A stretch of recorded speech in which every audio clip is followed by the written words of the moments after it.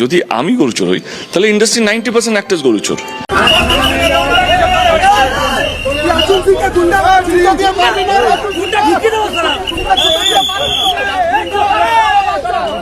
তৃণমূল কংগ্রেসের সাংসদ এবং অভিনেতা দীপক অধিকারীকে নিয়ে পশ্চিমবঙ্গের রাজনীতিতে গরুচোর স্লোগান এবার বেশভাবেই আলোড়ন সৃষ্টি করেছে পশ্চিমবঙ্গে। কটাক্ষটি মূলত রাজনৈতিক বিরোধিতার কারণে আলোচিত হয়েছে। বিরোধী দলগুলো, বিশেষ করে বিজেপি নেতা শুভেন্দু অধিকারী এবং হিরণ চট্টোপাধ্যায় বিভিন্ন সময় গরু পাচার মামলার প্রেক্ষিতে দেবের বিরুদ্ধে এই অভিযোগ তুলেছেন। সেখান থেকেই এই অভিনেতাকে গরুচোর বলে ডাকে বিজেপির নেতা ও কর্মীরা। তাই তো পশ্চিমবঙ্গের একটি ভোট কেন্দ্রে এই অভিনেতা দেব গেলে বিজেপির কর্মীরা গরুচোর বলে স্লোগান দেয়, যা দেখে প্রকাশ্যে এই অভিনেতা অভিমান করে সেখান থেকে চলে যান বলে একটি সূত্র নিশ্চিত করেছে।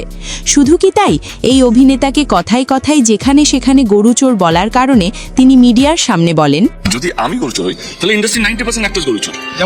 যেমন কেন বলতো, তুমি তো পেপারের মধ্যে আছে, একটু সার্ভে করো, তোমরা একটু রিসার্চ করো। রথযাত্রার দিন সবগুলো 2009 থেকে শুরু করো, রথযাত্রা যে কোনো পেপার খুলবে তারা অ্যাড দেয় প্রত্যেকটাই, কার সঙ্গে কে টিম আছে। তো সেই জায়গা থেকে বড় বড় অ্যাক্টররা এসব কাজ করছে, দেখা কাউকে হয় শুধুমাত্র আমাকে হয়েছে। মানে বড় বড় অ্যাক্টর বলতে আপনি কি টলিউডের কথা বলছেন? আপনাদের ইন্ডাস্ট্রি টলিউড সবাই আছে না, উনি অ্যাকচুয়ালি বিখ্যাত ইয়ে ছিলেন, শো অর্গানাইজার ছিলেন, তো উনি সবার সঙ্গে কাজ করেছেন, আমিও কাজ করেছি, কিন্তু তদন্তের জন্য আমাকে ডাকা হয়েছে কারণ আমি টিএমসির এমপি বলে।